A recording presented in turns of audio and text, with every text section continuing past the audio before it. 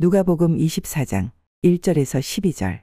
안식 후 첫날 새벽에 이 여자들이 그 준비한 향품을 가지고 무덤에 가서 돌이 무덤에서 굴려 옮겨진 것을 보고 들어가니 주 예수의 시체가 보이지 아니하더라. 이로 인하여 근심할 때에 문득 찬란한 옷을 입은 두 사람이 곁에 섰는지라. 여자들이 두려워 얼굴을 땅에 대니 사망과 그리고 죽음, 질병과 고통 가운데 있는 한 주간의 그 고난의 시간이 지나고, 특별히 금요일날 예수님께서 십자가에 아침 9시에 못 박히시죠. 그래서 오전에 12시까지 새 말씀, 그 다음에 이제 12시부터 오후 3시까지 네 말씀, 그 7말씀을 선포하시고 하나님께서 약속하신 구속의 역사를 성취하셨습니다. 참 오랜 시간이었습니다. 창세기 3장 15절에 아담이 범죄하고 난 이후에 아담과 하와에게 최초의 복음을 주시죠. 여자의 후손을 약속하십니다. 그리고 구약 4114년 동안 수많은 선지자들, 수많은 예언자들, 수많은 하나님의 종들이 여자의 후손이 오시기를 그렇게 사모하고 피 흘리고 눈물 흘리고 생명을 바쳐서 주님 오시는 길을 준비하는 그런 기간 가운데 때가 차서 자기 땅에 예수님이 오셨지만은, 그러나 그 누구 한 명 예수님을 영접하지 않았죠.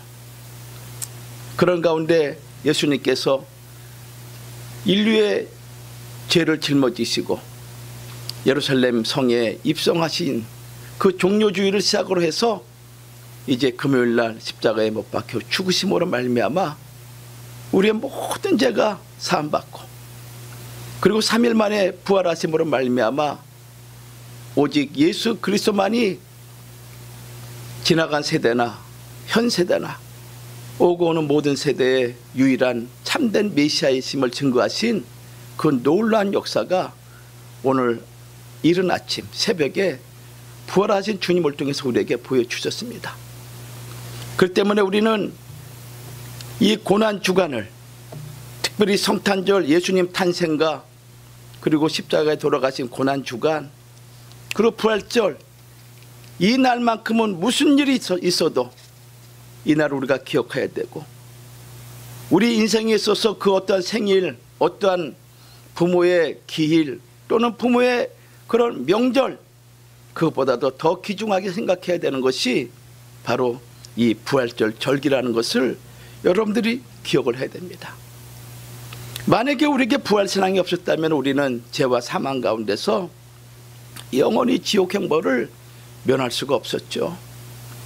그런데 부활이 있었기 때문에 우리는 소망을 가질 수가 있고, 부활이 있었기 때문에 우리는 죽음도 불사하고, 그리고 죽음도 두려워하지 아니하고 예수가 하나님이심을, 메시아이심을 증거할 수 있는 신앙의 용기를 갖게 되는 것이죠. 그래서 이 부활절은 전 인류가 집에 있든지 거리에 있든지 직장에 있든지 어느 곳에 있든지 간에 할렐루야, 주님 부활하셨네, 찬송을 부르며 춤을 추어야 되는 날이 이 부활절인 것입니다. 만약에 이 부활 사건이 없다면은 우리가 이 자리에 앉아 있는 것도 헛것이 되는 것이고, 우리가 전파하는 것도, 우리가 신앙생활을 하는 것도, 우리의 믿음도 헛된 것이라고 사도 바울은 말씀하고 있죠. 만약에 부활이 없었다면 우리는 여전히 죄 가운데 있을 것이고, 우리가 바란 것도 헛것이 될 것이고, 이 세상에서 가장 불쌍한 사람이 있다면 예수 믿는 사람이다, 이렇게 말할 수 있는 것이죠. 그래서 사도 바울은 고린도전서 15장 13절과 19절에 분명히 말씀하고 있지 않습니까? 그리스도께서 만일 다시 살아나지 못하셨으면 우리가 전파하는 것도 헛것이다. 또 너희 믿음도 헛것이며, 또 우리가 하나님의 거짓 증인으로 발견되리니 우리가 하나님이 그리스도를 다시 살리셨다고 증언하였습니다. 부활이 없는데 어떻게 부활을 증거할 수 있겠으며, 부활이 없는데 하나님이 전능하신 하나님이시고 우리의 주가 되신다고 우리가 증거할 수 있겠습니까? 그리스도께서 다시 살아나신 일이 없으면 너희 믿음도 헛되고 너희가 여전히 죄 가운데 있을 것이요, 또한 그리스도 안에서 잠자는 자도 망하였으리니. 지금까지 수천만만이 예수를 믿고 순교하고 죽지 않았습니까? 그들의 유일한 소망은 주님 다시 오시는 날 다시 부활해서 영광의 세계에 들어가는 것이 그들의 소망일진데, 부활이 없었다면은 구약 4114년 동안 하나님 말씀을 선포하고 예수 오기를 기다렸던 그 수많은 성인들, 위인들의 그 죽음도 헛된 것이 되는 것 아니겠습니까? 만일 그리스도 안에서 우리가 바라는 것이 다만 이 세상의 삶뿐이면, 이 세상의 삶뿐이면 모든 사람 가운데서 우리가 더욱 불쌍한 자가 되리라, 이렇게 사도 바울은 얘기하고 있습니다. 그러면서 20절에 말씀하기를, 그러나 이제 그리스도께서 죽은 자 가운데서 다시 살아나사 잠자는 자들의 첫 열매가 되셨도다. 이것이 우리에게 소망이 되는 것입니다. 첫 열매가 되었다는 것은 그 이후로도 계속적인 열매가 맺혀질 것을 전제하고 있는 말씀 아니겠습니까? 이것이 우리의 소망이 되는 것이죠. 그러면 주님은 왜 부활하셨습니까? 첫 번째로 예수 그리스도께서 참이라는 것을 입증하신 사건이 부활 사건입니다. 이 땅에 내가 구원자, 내가 메시아, 내가 인류를 살리는 그런 인물이라고 외치는 자가 얼마나 많이 있었습니까?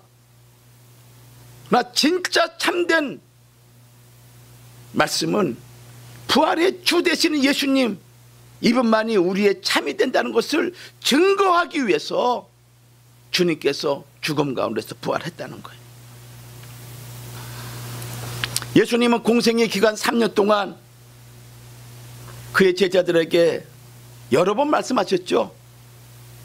내가 해받았다가 그리고 죽을 것이다, 그 다음에 3일 만에 다시 사실 것을 거듭 말씀하셨습니다. 가이사라 빌립보 지방에서 그 위대한 베드로의 고백을 듣고 난 이후에 예수님은 마태복음 16장 21절에 말씀하시죠. 이때로부터 예수 그리스도께서 자기가 예루살렘에 올라가 장로들과 대지상들과 서기관들에게 많은 고난을 받고 죽임을 당하고 제3일에 살아나야 할 것을 제자들에게 비로소 처음으로 나타내시니, 이것이 마태복음 16장 21절이죠. 또 마태복음 17장 22절과 23절에도 제자들에게 또 말씀하십니다. 인자가 장차 사람들의 손에 넘겨져 죽임을 당하고 제3일 만에 살아나리라. 그 말을 듣고 제자들이 근심하는 거예요.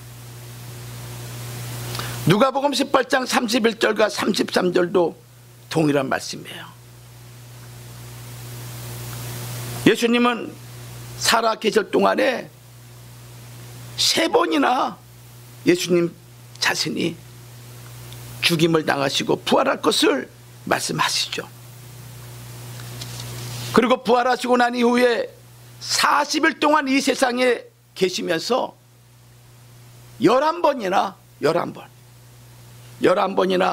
사랑하는 제자들에게 나타나셔서 예수님이 부활의 주되심을 친히 보여주신 겁니다.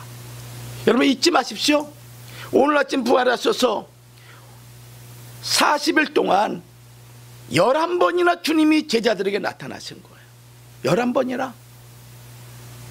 그래서 부활의 주가 영으로만 나타나신 것이 아니라 죽었던 몸이 신령한 몸으로 변화되어서 그들에게 나타나셔서 갈릴리 바다에서 제자들과 함께 고기를 잡수시고 두려워 떨고 있는 제자들에게 문이 닫혀 있지만은 그 문을 열지 않고 순식간에 통과해서 주님 나타나셔서 제자들에게 증거하시고 여드레 늦은 도마에게, 의심 많은 도마에게 주님 손과 허리를 보여 만져도록 하시죠. 그래서 주께서 부활하심을 증거하십니다. 엠마 도상에 내려가는 두 제자에게 친히 나타나셔서 말씀하시죠. 누가복음 24장 26절과 27절, 그리스도가 이런 고난을 받고 자기 영광에 들어가야 할 것이 아니냐 하시고, 모세와 모든 선지자 글로 시작해서 모든 성경에 쓴 바 예수 자기 자신에 대해서 자세하게 설명하셨음을 누가복음 24장 26절과 27절에 기록되어 있습니다. 무슨 말씀입니까? 창세기 1장 1절부터 말라기 4장 마지막 절까지 구약성경 전체가 예수 그리스도를 증거하고 있음을 우리에게 말씀하고 있는 거예요. 사도 바울은 어떻습니까? 다메섹 도상에서 부활하신 예수님을 만나기 전에 사도 바울은, 바울이란 이름을 갖기 전에 사울이죠, 예수를 유대교에 도전하는 이단 중의 이단으로 생각했습니다. 그래서 사울은 그의 사명이 이단인 예수를 따르는 제자들과 그 무리들을 없애는 것이 그의 사명으로 생각을 했습니다. 그는 스데반이 돌로 맞아 죽을 때 너무나 당연한 것으로 생각했던 그런 인물이었습니다. 사도행전 8장 1절 말씀, 시간이 지나고 난 다음에 사도 바울은 이 사건을 회고하면서 사도행전 22장 20절에 이 스데반의 사건을 언급하죠. 또 주의 증인 스데반이 피를 흘릴 때 내가 곁에 서서 찬성했다. 바울이 내가 곁에 서서 유대인과 종교 지도자들에게 돌에 맞아 죽는 그것을 내가 곁에 서서 보면서 그 죽음을 찬성하고 그 죽이는 사람들의 옷을 지킨 그 증인이 내가 아니냐? 이것이 사도행전 22장 20절에 있습니다. 그리고 한 걸음 더 나가서 교회를 잔멸하기 위해서, 이 잔멸이 뭡니까? 파멸시키는 거, 아주 잔인하게 죽이는 거, 해치는 거, 파괴하는 거, 이게 잔멸하다라는 뜻이에요. 교회를 잔멸하기 위해서 각 집에 들어가 예수를 믿는 남녀들을 잡아다가 옥에 넘긴 무자비한 인물이 사울이었습니다. 사울이었어요. 세번역 성경은 이렇게 기록하고 있죠. 그런데 사울은 교회를 없애려고 날뛰었다. 세번역 성경에 교회를 없애려고 날뛰었다. 그는 집집마다 찾아 들어가서 남자나 여자나 가리지 않고 끌어내서 감옥에 넘겼다. 사울이 왜 이렇게 교회를 핍박했을까요? 두 가지 이유가 있어요. 두 가지 이유가. 왜 예수를 이단자로 정죄하고 그를 따르는 무리를 죽이려 했는가? 두 가지 이유가 있었어요. 첫째는 율법적인 교육을 받은 사도 바울의 입장에서는, 사울의 입장에서는 메시아라고 하는 자가 십자가에 못 박힌 것 자체가 받아들일 수 없는 거예요. 왜냐? 신명기 21장 23절 말씀 보면은 나무에 달린 자마다 하나님께 저주를 받았다라고 말씀하고 있거든요. 아니, 하나님께 저주를 받은 자가, 나무에 달려 죽은 자가 어떻게 하나님이요 메시아라고 할 수 있겠느냐? 율법과 정면으로 충돌되는 내용이죠. 메시아 아니야, 이단이야. 두 번째는 죽은 예수가 부활했다는 소식을 제자들이 전하죠. 유대교 관점에서는 이해할 수 없는 거예요. 왜냐하면 부활 사건은 종말에 이루어질 사건이거든요. 사두개인들은 부활이 없다고 믿죠. 바리새인들은 부활이 있다고 믿는 거 아니겠습니까? 그 부활 사건은 종말에 일어난 사건으로 사도 바울은 교육받은 거예요.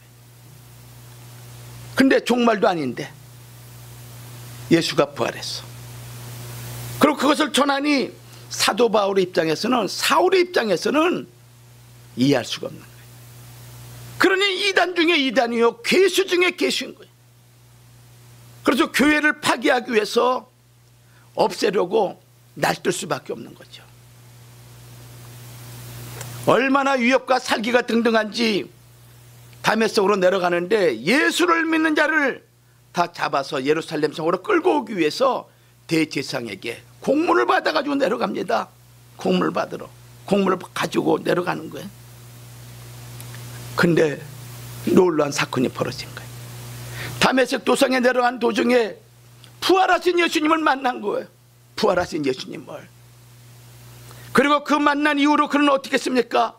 로마 옥중에서 순교당하는 그날까지 예수는 부활의 주 되심을, 예수는 하나님의 아들이심을, 예수는 이 땅에 다시 오실 재림주 되심을 그는 전생애를 통해서 증거했던 삶을 살았던 인물이 누구냐? 바울이었어요. 바울이었어. 그래서 고린도전서 15장 1절에서 8절 말씀에 이렇게 말씀하죠. 특별히 8절 말씀 보면은 맨 나중에 만삭되지 못해요 난자 같은 내게. 만삭되지 못했다. 아이가 잉태하게 되면은 9개월 보름 돼야 아이가 태어나는 거 아니겠습니까? 만삭되지 못한 거야.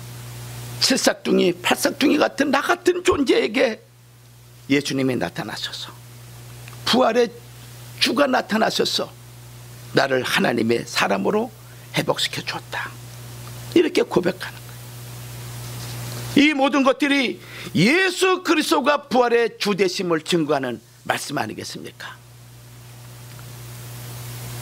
부활하신 주를 천상천하에서 죽일 자가 누가 있습니까? 또 부활의 주 되심을 확고하게 믿는 예수 그리스도의 백성들을 여러분들 육체로 죽인다 해가지고 그의 영혼까지 죽일 수가 있겠습니까? 없는 거죠. 그래서 복음을 위해서 자기 생명을 아낌이 없이 바치는 거예요.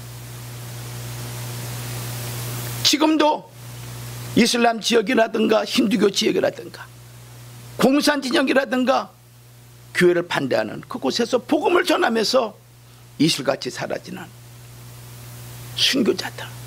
왜 그렇습니까? 예수가 부활의 주 되시기 때문에.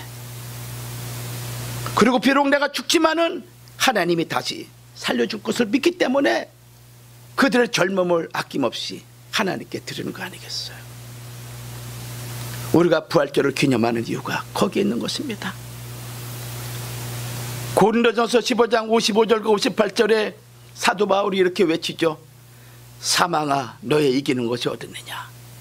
사망아 너의 쏘는 것이 어딨느냐? 이렇게 묻습니다. 너의 이기는 것이 어딨느냐? 너의 쏘는 것이 어딨느냐?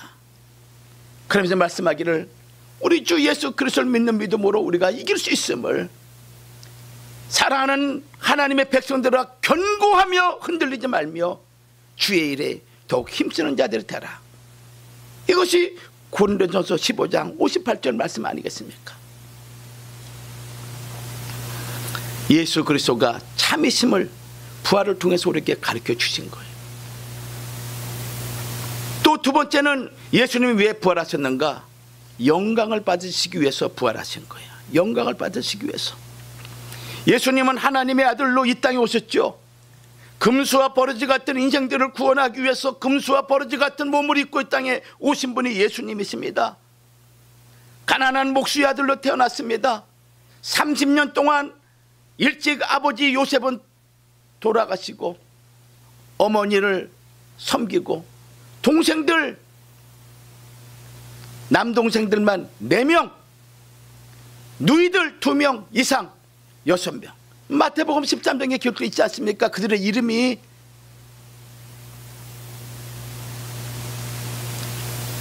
장남으로서 그들을 다 키우고 섬기고 30년 동안 그렇게 섬겼던 거예요.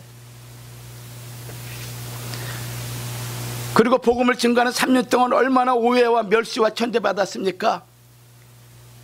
병 고치는 자들, 그리고 수많은 이사와 기적을 행할 때마다 귀신 들렸다, 바알세불 힘입었다 하면서 손가락질, 배우지도 못한 저 예수가 어떻게 저런 일을 행할 수 있느냐라는 비웃음, 이런 것들이 3년 내내 예수님을 뒤따라 왔었죠.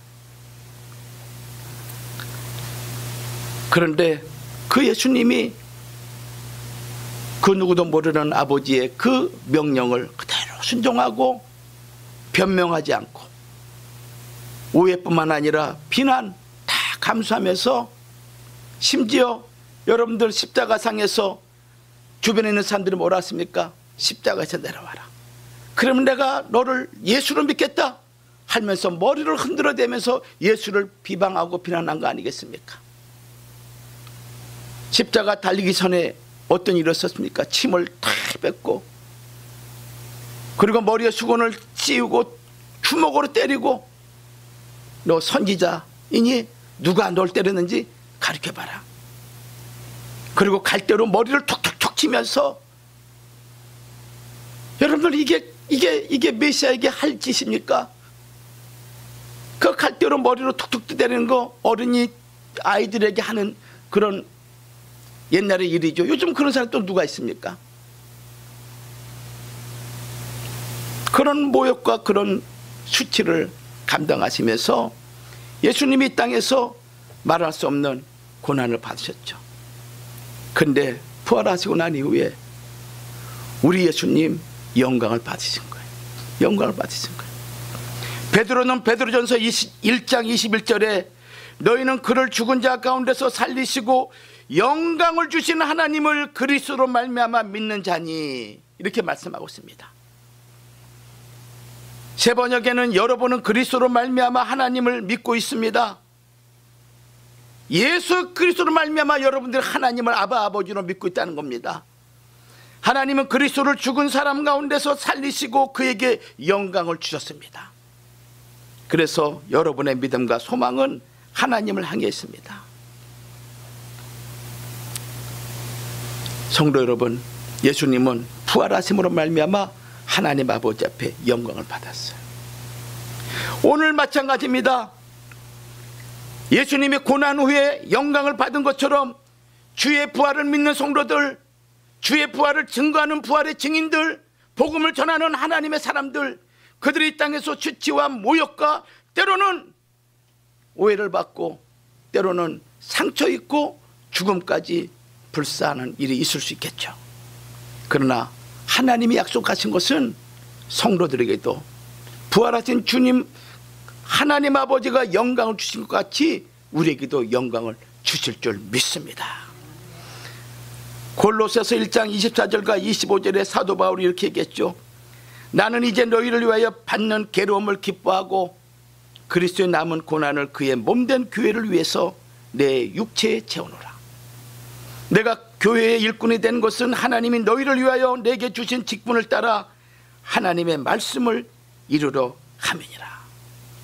사도 바울이 고백하기를 주 예수가 하나님이 내게 직분 주신 거, 교회 일꾼 되게 하신 거, 그것은 하나님 말씀을 이루기 위함이다. 하나님 말씀을 이루기 위함이다.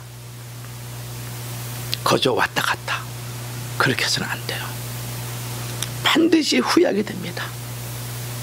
우리에게 생명 주시고 우리에게 소망 주시고 우리에게 가정한 행복한 가정을 주시고 건강 주시고 우리가 이 땅에서 살아가게 하신 거, 인간적인 생각으로는 내가 잘났고 내가 했기 때문에 이렇게 될 수 있겠다라고 생각하지만은 천만의 만만의 말씀이야. 하나님 은혜 주시고 하나님이 어쨌든 간에 나를 위해서 복음을 전하도록 하기 위해서 여러분들 지금까지 이끌어 주신 거야. 믿음의 눈이 아니고서는 그렇게 볼 수가 없는 거야. 그래서 믿음으로만이 예수를 볼 수가 있고 믿음으로만이 나의 미래를 볼 수가 있는 거야. 믿음이 없이는 다 내가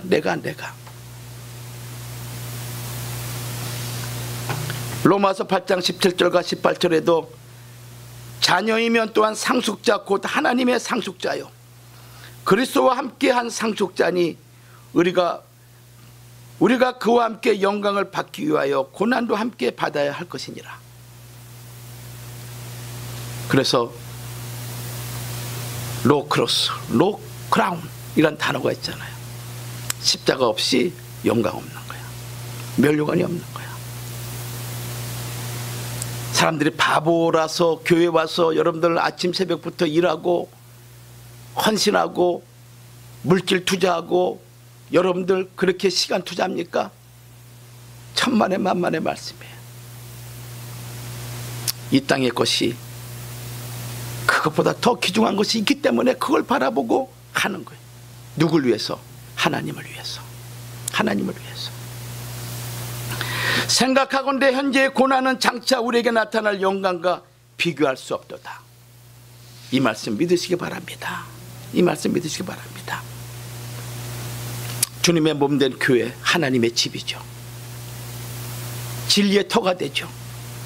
진리의 방파제가 됩니다. 온갖 이단 사상, 자유주의, 그릇된 신비주의, 무신론의 공산주의, 육신의 부패함, 사단의 권세, 신앙의 원수들, 종교혼합주의, 온갖 다원주의, 그 모든 것들을 보호할 수 있는 유일한 지상의 존재가 있다면, 공동체가 있다면 교회뿐이야.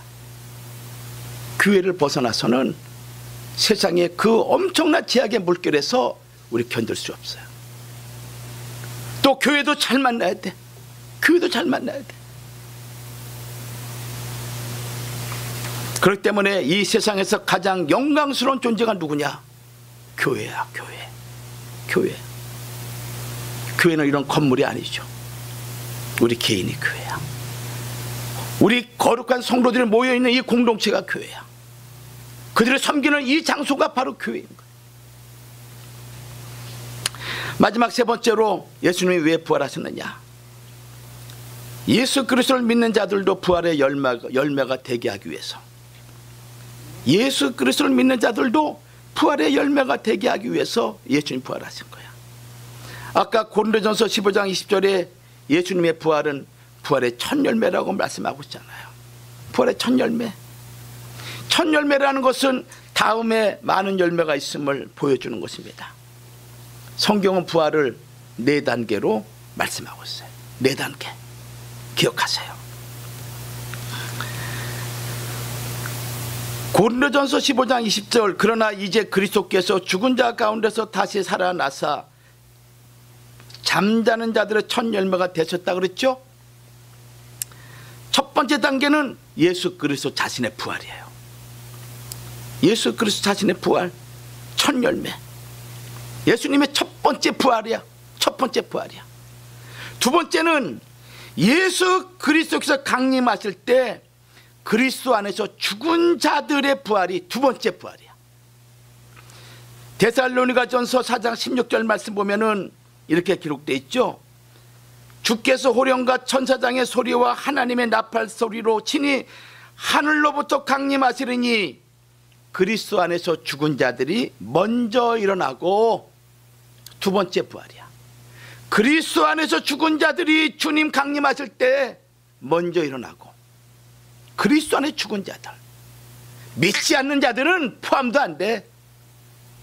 맨 나중이야. 그들은 그 맨 나중이라도 그는 심판을 위해서 부활하는 거야. 그런데 그리스도 안에 죽은 자들이 두 번째 부활해. 두 번째 단계가, 두 번째. 데살로니가전서 4장 16절 말씀에 기록되어 있죠. 또 고린도전서 15장 23절에도 그러나 각각 자기 차례대로 되리니, 자기 차례가 있는 거야. 너 먼저, 그 다음에 나야. 순서가 있는 거야. 각각 자기 차례대로 되리니 먼저는 첫 열매인 그리스도, 다음에는 그가 강림하실 때 그리스도에게 속한 자다. 그 다음엔 누구냐? 그리스도에게 속한 자, 하나님께 속한 자라는 거예요. 누가 하나님께 속한 자인지 아십니까 여러분들? 교회 다닌다고도 하나님께 속한 자입니까? 교회 하나도 가라지가 있고 하나님 알고 있는 것입니다. 여러분들, 종말에 다 드러나죠. 종말에 다 드러나는 거야. 무엇이 참이고 무엇이 거짓인지, 무엇이 알곡이고 무엇이 가라지인지 지금은 몰라. 그러나 종말 때 다 드러나게 돼 있어. 참과 거짓이. 그때는 후회도 이미 너무 늦었어. 너무 늦었어. 하나님이 없고 부활이 없다는 사람은 교회 다니더라도 그냥 마음대로 할 수 있어. 그러나 참 그리스도인은 그럴 수가 없는 거야. 내 안에는 성령님이 나를 그렇게 인도하지 않아. 그렇게 인도하지 않아. 요한복음 8장 47절 말씀 우리 찾아봅시다. 누가 속한 자인지. 요한복음 8장 47절.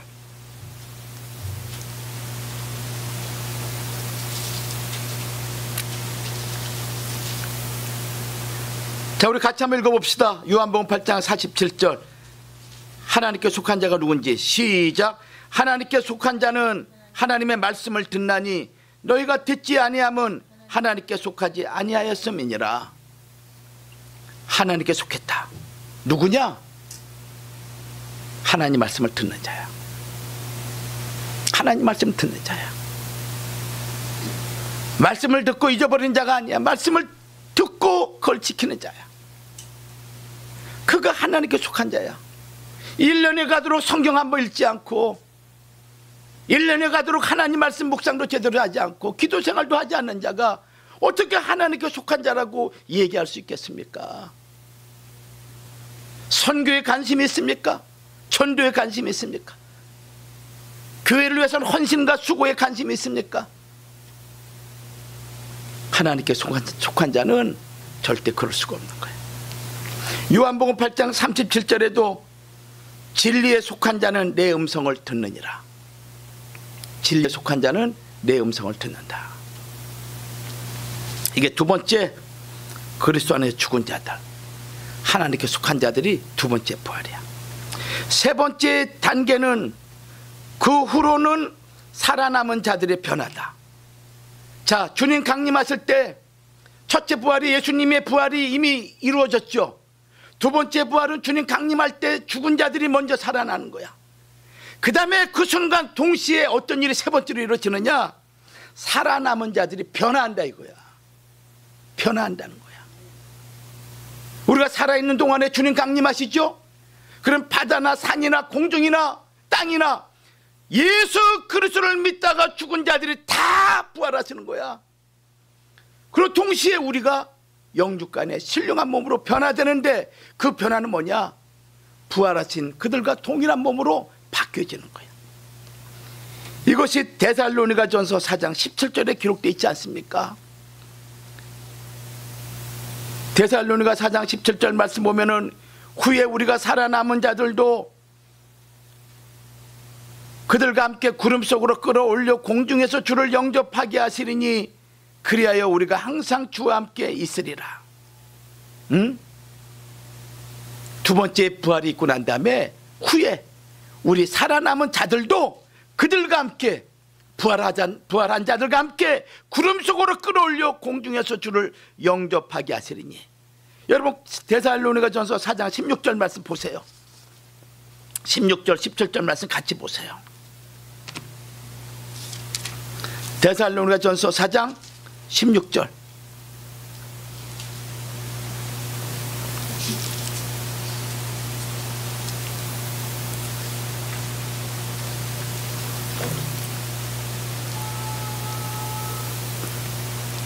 자, 16절 말씀 우리 같이 한번 읽겠습니다. 16절 시작. 주께서 호령과 천사장의 소리와 하나님의 나팔 소리로 친히 하늘로부터 강림하시리니 그리스도 안에서 죽은 자들이 먼저 일어나고, 그렇죠? 그 다음에 17절 시작. 그 후에 두 번째죠.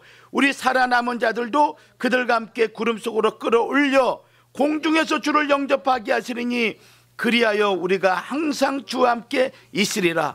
그러기 때문에 이런 말로 서로 위로하라 이렇게 말씀하고 있잖아요. 이런 말로 서로 위로하라. 응? 이런 말로. 마지막 네 번째는 누구냐? 선악간에 심판받기 위해서 마지막 부활이야. 마지막 부활. 심판의 부활. 심판의 부활. 계시록 20장 12절과 13절에 기록되어 있어요. 응? 계시록 20장 12절과 13절에. 자, 이것도 한번 찾아볼게요. 계시록 20장 12절과 13절.